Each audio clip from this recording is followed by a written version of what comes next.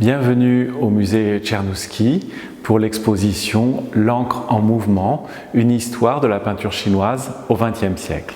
Je suis Éric Lefebvre, directeur du musée et co-commissaire de l'exposition en collaboration avec mon collègue Maël Bellec.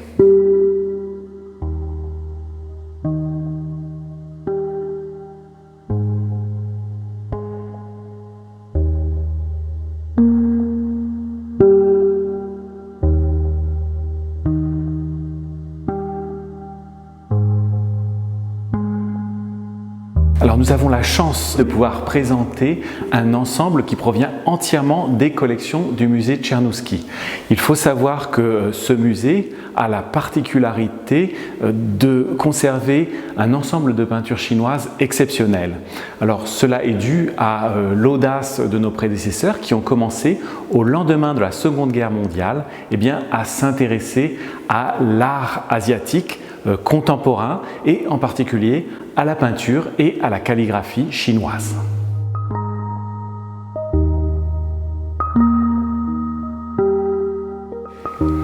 Alors il faut bien considérer que l'encre est une pratique quasi millénaire, plurimillénaire en Chine. Évidemment, elle s'est imposée à la fois dans la pratique quotidienne de tous ceux qui pensent et qui pensent avec un pinceau à la main, et forcément ce pinceau est aussi devenu l'outil principal des artistes, peintres et calligraphes. Alors dans ce contexte, évidemment, l'apparition de nouveaux médias tels que par exemple la peinture à l'huile, avec laquelle les artistes chinois vont naturellement se trouver en contact dans cette période, est évidemment un grand changement, à la fois un défi, mais aussi l'occasion pour la peinture à l'encre de se réinventer. Alors l'une des originalités de cette exposition, c'est précisément de montrer les artistes en mouvement.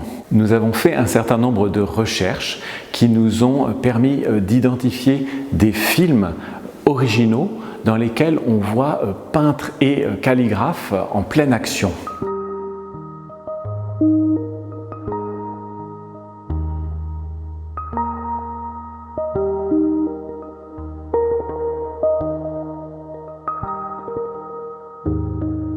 Dès que l'on pénètre dans l'exposition de l'encre en mouvement, on se trouve en présence d'une très grande calligraphie qui s'impose face à nous. Il s'agit d'une calligraphie d'une figure historique majeure de la Chine moderne, Kang Youwei. Kang Youwei est surtout célèbre par le rôle qu'il a joué à la fin du XIXe siècle, au moment où il a tenté d'introduire des réformes radicales qui auraient fait du système impérial une forme de monarchie constitutionnelle. Hélas, pour Kang Youwei, ces efforts ne vont pas être couronnés de succès. Il va devoir s'exiler après une période de 100 jours. Kang Youwei va donc voyager et il va continuer à pratiquer un art qui lui a toujours été familier, la calligraphie. Il faut savoir donc que ce grand théoricien a aussi été un théoricien majeur de la calligraphie à l'époque moderne. En particulier, il a été l'un de ceux qui ont promu une sorte de nouveau modèle pour tous les calligraphes. En effet, il a proposé de laisser de côté la belle écriture, celle qui était proposée à tous les jeunes qui voulaient passer les examens et devenir donc des lettrés, des mandarins. Laisser de côté cette écriture élégante venue de Wang Xizhi pour prendre pour modèle des écritures souvent anonymes qui étaient gravées sur les montagnes ou sur les stèles à des périodes souvent très reculées. Alors par exemple, lui-même, Kang Youwei, prend pour maître une inscription qu'on appelle l'inscription de la porte de pierre, et grâce à des estampages ancrés, il va copier et recopier cette inscription très ancienne, et petit à petit cela va modeler son style et lui donner cette forme un petit peu rugueuse, archaïque, qui est tout à fait singulière. Et en même temps qu'elle est archaïque, cette écriture, elle est aussi extrêmement dynamique. Donc on peut voir à certains passages des moments où les caractères s'enchaînent, et des moments aussi où on voit des éclaboussures comme ça, l'encre qui justement reprend sa liberté. C'est cet équilibre qui fait toute la singularité et l'énergie de la calligraphie de Kanye Wei.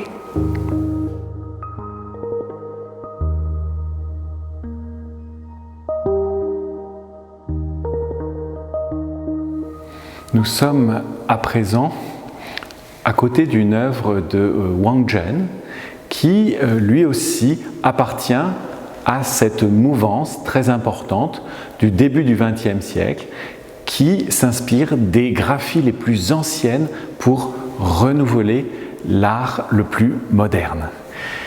Alors, cette tendance née chez les calligraphes, elle va ensuite devenir commune chez la plupart des peintres. Et ici, Wang Zhen, on peut le voir aussi bien dans ses œuvres, à gauche, en train de représenter l'un des calligraphes les plus connus de l'histoire de la Chine, le moine Huaisu, donc on appelait parfois le moine ivre, qui est finalement le modèle pour tous ceux qui pratiquent cette calligraphie cursive qu'on appelle parfois la cursive folle. Et ici, eh bien, l'artiste a repris une anecdote qui provient de la biographie de Huaisu, à savoir qu'à côté de son ermitage, celui-ci faisait pousser des bananiers. Et ces feuilles de bananier, eh bien, elles lui servaient de support pour s'entraîner à la calligraphie. Et donc on le voit effectivement à l'œuvre, penché sur une feuille de bananier, avec à côté de lui la pierre à encre, l'encre et le pinceau. Alors, il y a une même énergie que l'on retrouve aussi bien dans la calligraphie que dans la peinture, et c'est là l'une des caractéristiques de cette école qu'on appelle parfois école épigraphique. Et puis, en même temps, même si tous ces peintres se réfèrent à la plus haute antiquité, eh bien, nous sommes en pleine période moderne. Et l'un des amis de Wang Zhen, Tsukapo, s'est amusé à prendre un film de Wang Zhen en pleine création. Et aujourd'hui, eh bien, ce film très rare est devenu une sorte de joyau qui nous permet de retrouver les gestes de l'artiste. Et donc, on voit dans ce court film amateur la manière, eh bien, dont, de manière très enlevée, très naturelle, aussi très rythmée, eh bien, la manière dont Wang Zhen réalise en quelques minutes à peine et sous nos yeux une peinture.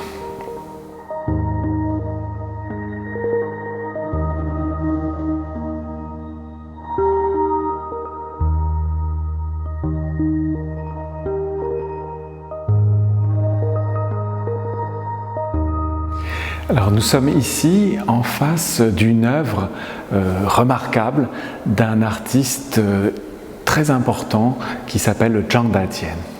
Alors Zhang Datian, c'est un immense voyageur. Pendant sa jeunesse, il s'est rendu au Japon. Ensuite, il est devenu très rapidement un artiste extrêmement connu dans la Chine de l'entre-deux-guerres.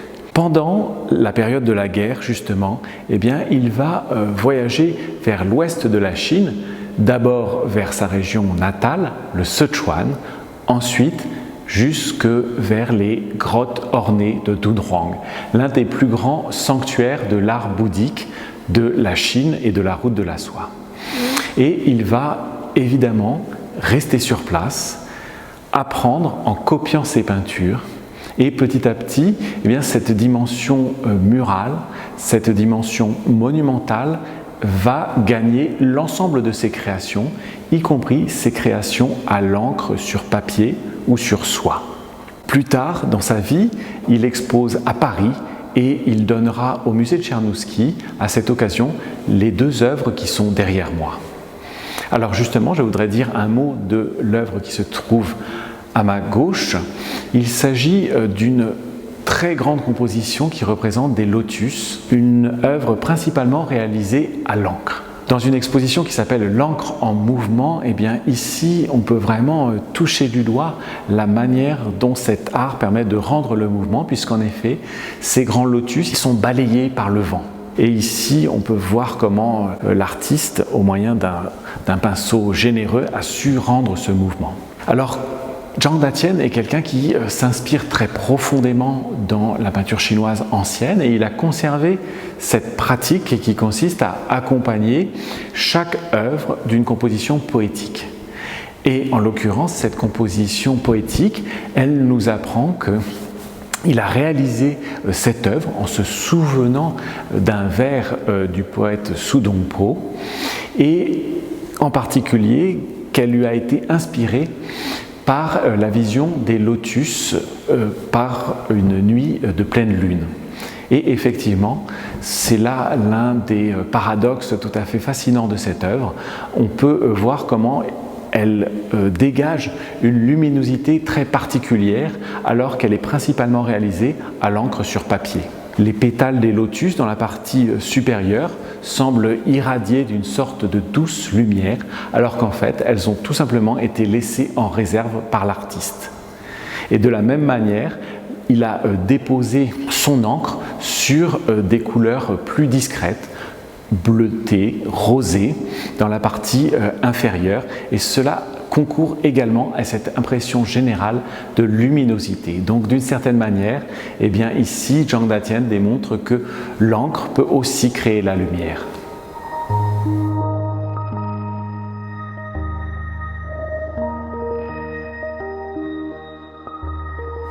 Nous sommes à côté de deux œuvres de Fu Baoshi, l'un des plus grands maîtres de la peinture chinoise du XXe siècle. Fu Baoshi fait partie de ces artistes qui, jeunes, se sont rendus au Japon. Alors, le Japon, c'était pour le jeune Fu Baoshi un lieu où il pouvait à la fois approfondir ses connaissances de la peinture chinoise, au contact d'ailleurs de ses maîtres japonais qui étaient fascinés comme lui par les très grands peintres chinois de l'Antiquité comme Gu Kaizhi ou comme Shi Trao. Et en même temps, c'était aussi un lieu bien sûr où il pouvait observer les différentes pratiques des peintres japonais. Et donc c'est un artiste qui est aussi finalement un historien de l'art et sa pratique picturale va véritablement exploser à un moment qui est un moment de très grande difficulté, difficulté personnelle, difficulté collective, puisque au moment de l'invasion japonaise, eh bien, de très nombreux artistes basés dans les villes du littoral, où se trouvent aussi d'ailleurs les écoles des beaux-arts, vont devoir se replier vers l'ouest du pays, et ce sera le cas de Fu Baoshi. Fu Baoshi donc s'installe dans la ville de Chongqing, qui est pour un temps un petit peu la capitale de la Chine libre. Et il s'installe donc à la périphérie de cette ville, dans une zone sauvage, montagneuse. Et c'est ce paysage qui va lui inspirer un style tout à fait libre, tout à fait neuf, et que l'on retrouve ici dans ces deux compositions. Alors, ici, à ma droite, il y a un immense paysage qui est vraiment un paysage traversé par les éléments en furie, on pourrait dire, une tempête sur les montagnes. Et pour rendre justement ce paysage qui est entièrement en mouvement, Fu Baoshi utilise des techniques du pinceau très novatrices. À la fois avec le plat du pinceau, eh bien, il décrit la pluie qui semble délaver l'ensemble de la composition. Et puis ensuite, avec un pinceau chargé d'encre de manière très rythmée, eh bien, il va rendre les différents reliefs des montagnes. Et pour finir, et c'est peut-être aussi un geste extrêmement novateur, presque révolutionnaire, eh bien, il promène son pinceau qu'il décharge au-dessus de la composition, et cela va strier l'ensemble de la composition. C'est une œuvre évidemment tout à fait remarquable. Quand on pénètre dans cette salle, on peut aussi bien la regarder de loin que de très près et voir justement certains détails comme par exemple au fond de la vallée, le passage des bateaux, des voiles minuscules qui révèlent l'immensité de ce paysage. Et puis, nous avons à côté une autre composition contemporaine de Fu Baoshi et cette fois il s'inspire moins du paysage qui l'entoure, de ces montagnes grandioses du Sichuan, que d'une composition poétique. Sur ce point, eh bien, on peut dire que Fu Baoshi, bien sûr, s'inspire un peu des anciens, mais il a une approche très très personnelle de la poésie. Souvent, il choisit un seul vers quelques caractères qu'il va chercher à reproduire inlassablement jusqu'à ce qu'enfin il aboutisse à une formule unique et très personnelle. Et donc ça sera le cas avec cette œuvre qui est aussi apaisée finalement que la tempête est mouvement. Et dans cette œuvre très apaisée, on observe un rêveur, et c'est une œuvre qui a été justement inspirée par un vers de Chang Sui, un poète de l'ancien temps.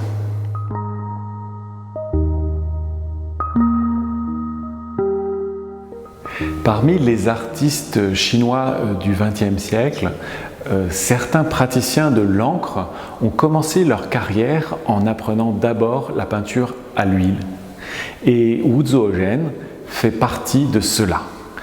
Jeune homme, il s'est rendu en Europe et après Paris, il a séjourné longtemps en Belgique où il est vraiment devenu un praticien très aguerri de la peinture à l'huile. Et puis, à son retour en Chine, il a aussi remis en route une pratique qui était celle donc de la pratique ancestrale, la pratique de l'encre. Et au moment de la guerre, donc, il fait partie de ces artistes qui ont une approche originale. Il va se rendre sur les champs de bataille, il va réaliser un certain nombre de croquis. Et puis ensuite, au fur et à mesure des événements, Wu Zuozhen va poursuivre sa pérégrination vers l'ouest. Il va se rendre à Dunhuang, ce fameux sanctuaire qui est aussi finalement un lieu de patrimoine, un lieu de conservation de la peinture bouddhique. Près de 1000 ans de peinture bouddhique y sont conservés sur ces murs. Et puis de là, il va également voyager dans le désert du Qinghai et puis jusque vers les contreforts tibétains. Alors, évidemment, pour ces artistes, en tout cas pour un artiste comme Wu Zuozhen, qui a connu les régions du littoral de la Chine, qui a voyagé en Europe, eh bien, découvrir l'ouest du pays, c'est quelque chose de très bouleversant. Et il choisit, après avoir réuni de très nombreux croquis, de faire la synthèse de cette expérience sous la forme d'un long rouleau horizontal. Alors il faut savoir que cette forme du rouleau horizontal en Chine, eh bien, c'est un genre qui est intimement lié à la narration. Et cela va lui permettre justement de développer un récit, et un récit d'une forme un petit peu particulière, puisque c'est un récit finalement visuel et aussi très moderne, avec une forme d'objectivité du regard qui tient un petit peu du regard de l'ethnographe. Ce que va raconter Wu Zuozhen, c'est la manière dont le thé est transmis depuis la Chine jusque vers le haut plateau tibétain. Et donc il le fait avec plusieurs stations, plusieurs étapes au cours duquel on voit que le thé à la fois change de moyen de locomotion. Après avoir été transporté à dos d'homme, eh bien, il va être mis sur des yaks. Après avoir été enveloppé à l'intérieur de feuilles de végétaux, eh bien, il va être cousu à l'intérieur de sacs de cuir. Et on voit ainsi quel genre de personnes manipulent le thé, quel genre de personnes vont vendre le thé, ou plutôt utiliser le thé comme monnaie, puisque Wu Zuozhen fait cette remarque très intéressante que le thé a une telle valeur au Tibet qu'il peut servir comme monnaie dans les échanges. Et puis effectivement, on voit toujours à l'arrière-plan, dans les lointains, quelques éléments qui permettent de comprendre comment le paysage évolue. On commence avec quelques hautes montagnes et puis ensuite on voit apparaître les relais, puis enfin l'architecture tibétaine caractéristique d'une lamasserie. Évidemment, le point final de ce long rouleau, c'est au moment où quelques pasteurs nomades comme ça s'installent autour d'un chaudron pour consommer le thé préparé à la manière tibétaine.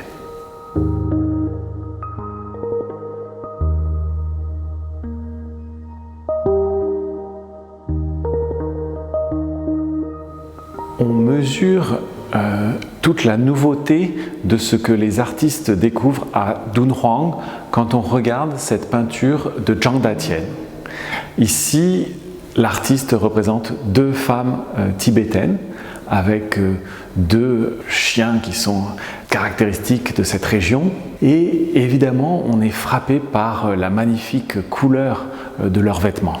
Mais cette couleur, c'est quelque chose qui ne va pas du tout de soi pour un artiste comme Zhang Datian, qui s'inscrit dans la tradition lettrée de l'encre et qui a passé toutes ces années de formation justement à copier et à s'imprégner de l'esprit des œuvres des anciens. Ici, au contraire, eh bien, c'est le choc des peintures murales bouddhiques qui est vraiment dominateur. En effet, les artistes qui découvrent ces peintures anciennes sont surpris de voir qu'à l'intérieur de leur propre patrimoine, il existe cette peinture narrative, religieuse, extrêmement colorée et aussi de grand format. Et tout cela, évidemment, Zhang Datian va s'en souvenir dans ses créations. Et ici, il représente ces jeunes femmes à la fois de manière très vivante, avec tous les détails de leur parure, mais en même temps, si on regarde de plus près, par exemple leur profil, la ligne de leurs sourcils ou de leurs yeux, eh bien, on se rend compte que tout cela doit beaucoup à l'art des fresques bouddhiques, des peintures de Dunhuang. Et de la même façon, l'artiste utilise de manière presque pure cette couleur rouge. Et évidemment, cela est quelque chose de très novateur dans la peinture chinoise de cette époque.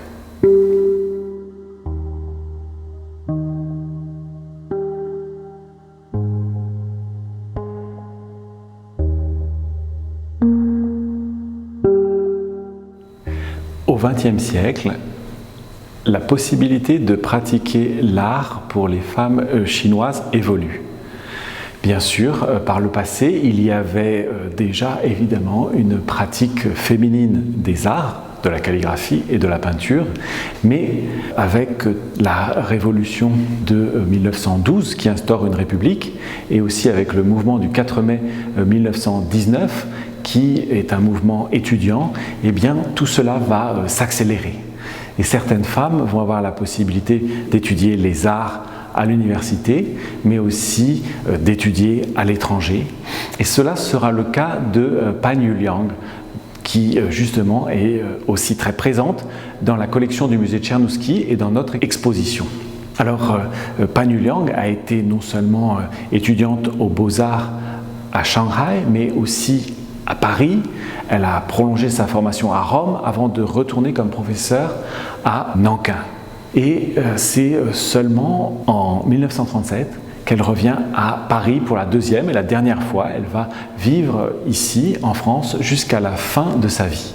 Et elle va justement participer à élargir l'horizon de la peinture à l'encre. Alors comment ? Eh bien, il faut dire que l'encre, évidemment, était associée à un certain nombre de sujets, à un certain nombre de genres, aussi à des pratiques qui avaient été théorisées. Et elle excluait finalement la représentation du corps humain nu. Et c'est quelque chose qui marque bien la différence entre justement la tradition chinoise et la tradition européenne. Si bien que ces artistes qui vont venir étudier en Europe, ils vont d'une certaine manière, eh bien, ils vont élargir les frontières de l'encre en représentant des premiers nus dans cette technique. Alors il y a certaines anecdotes qui sont restées célèbres, comme par exemple la première fois où l'un de ces artistes, Sanyu, est venu à l'Académie de la Grande Chaumière avec encre et pinceau chinois, et évidemment toute la créativité avec laquelle il a représenté des nus féminins ou d'ailleurs masculins est restée célèbre. Quant à Pan Yuliang, elle démarre avec un rendu plutôt réaliste du corps, réalisé à l'encre monochrome. Nous en avons plusieurs exemples datés des années 1940 dans l'exposition. Et puis petit à petit, elle va réaliser une forme de grande synthèse, puisqu'elle a aussi bien pratiqué la sculpture que la peinture à l'huile, que la gravure. Eh bien, elle va finalement, dans les années 50, réaliser cette union technique. Elle va transcender aussi le genre du nu qui, sous son pinceau, devient bien plus évidemment qu'un simple exercice académique. Et le résultat, nous le voyons ici avec le nu au tsipa rouge, cette femme qui évidemment dégage une forme de sensualité qui montre que nous ne sommes pas ici dans un simple exercice. Elle ne nous regarde pas. son corps est visible et on voit qu'en particulier la ligne légère à l'encre joue un rôle tout à fait remarquable dans le rendu tout à fait particulier de ce corps féminin.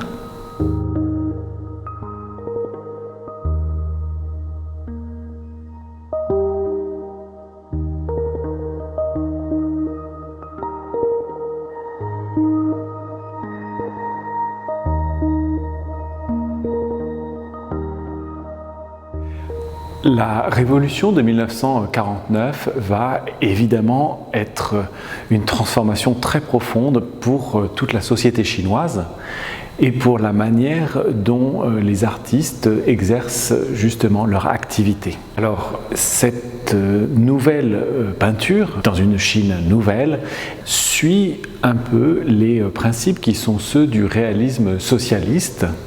Et les artistes, justement, ont à cœur de représenter de manière exacte, en particulier, certains sujets qui deviennent omniprésents, comme par exemple les épisodes de la longue marche, ou encore certains épisodes qui sont ceux de l'histoire de la lutte anti-japonaise pendant la Seconde Guerre mondiale.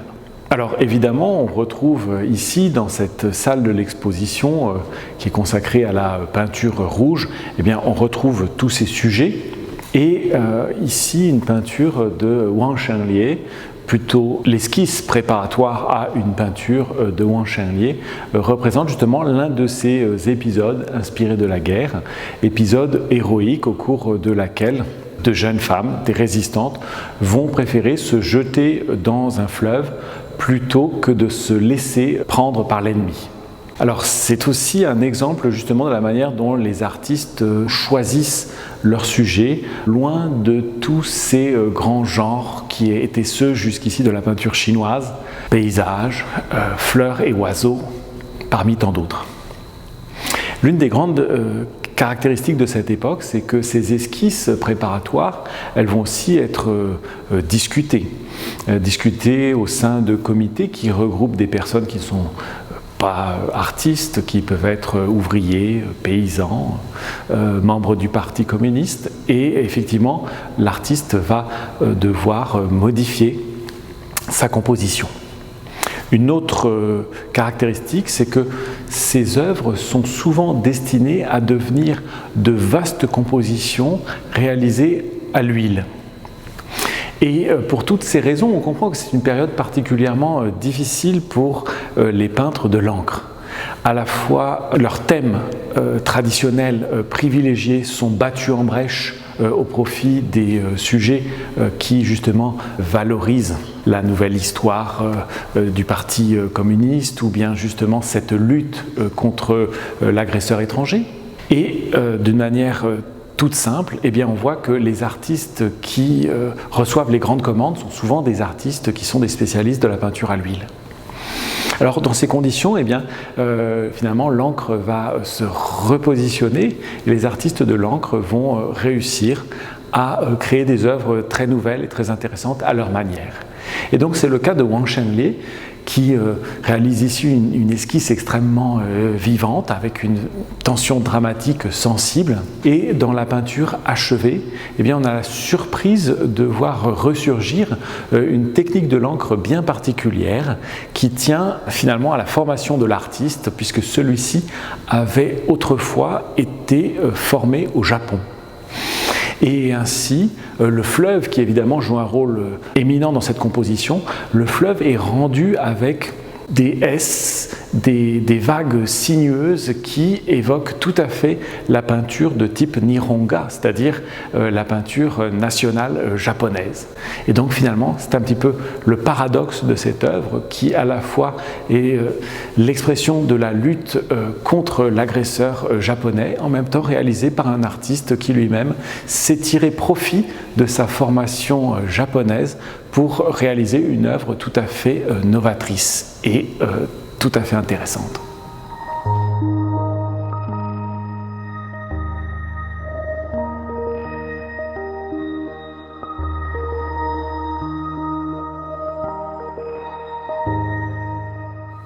Au lendemain de la Seconde Guerre mondiale, beaucoup d'artistes se trouvent à la croisée des chemins.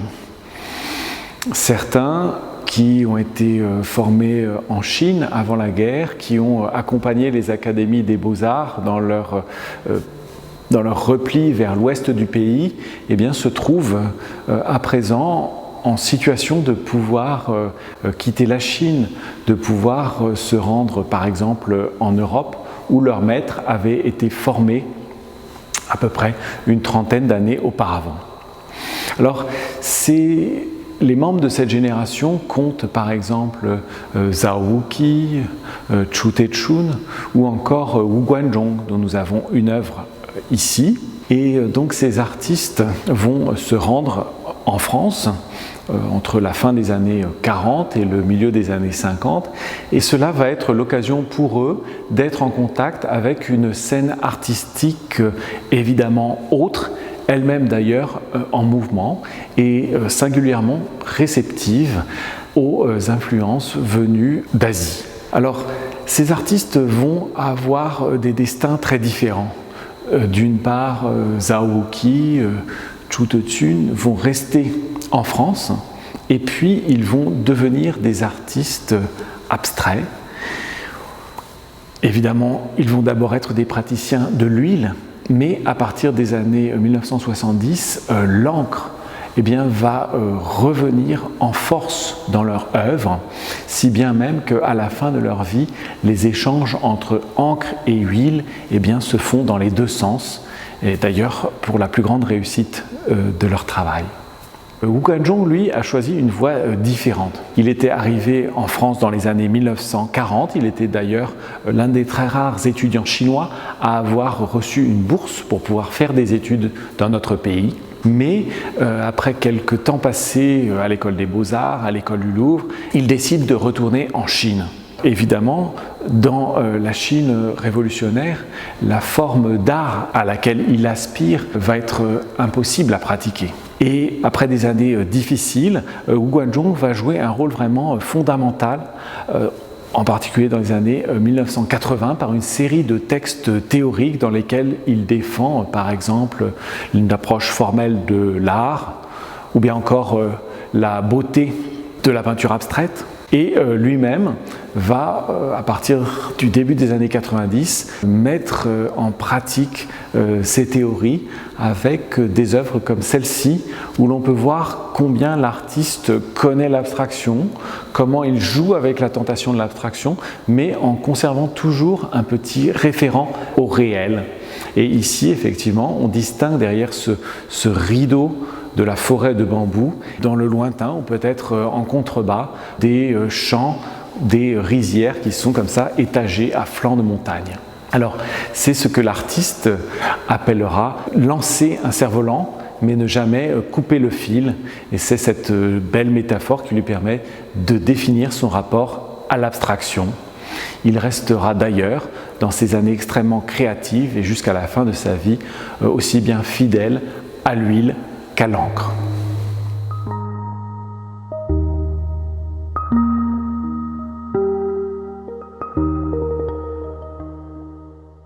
La Chine des années 80 connaît une forme d'ouverture tout à fait extraordinaire qui se manifeste notamment dans le champ artistique par une très grande diversité de pratiques, de mouvements d'avant-garde, et évidemment l'encre n'est pas en reste.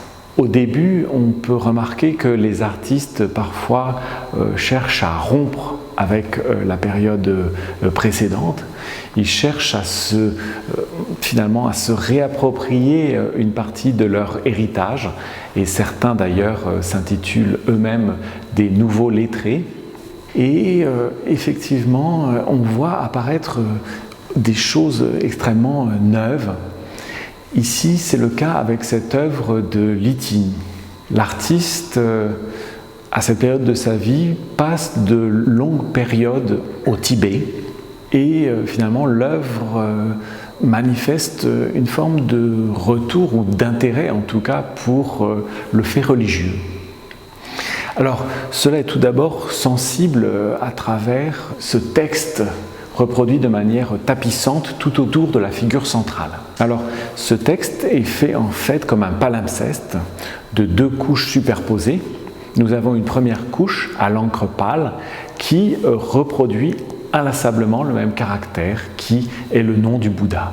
La deuxième couche, elle, représente un texte connu, en particulier des fidèles bouddhiques, qui est un texte ancien, qui est d'ailleurs aujourd'hui toujours psalmodié en certaines circonstances.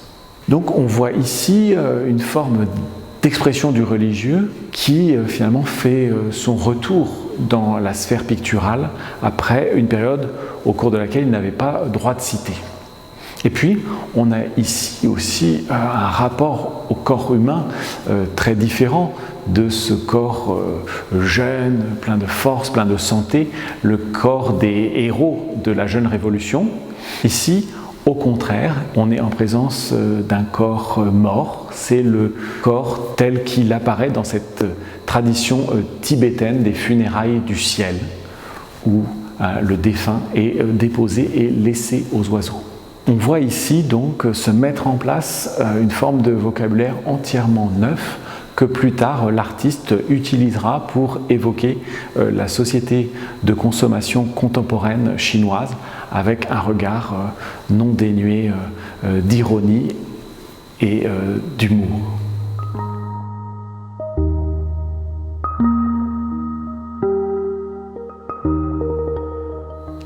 Donc, notre exposition se conclut entre les calligraphies de Yang Jieqiang, les paysages à l'encre de Ma Deshang, et ces œuvres sont visibles au musée Tchernouski jusqu'au 5 mars 2023.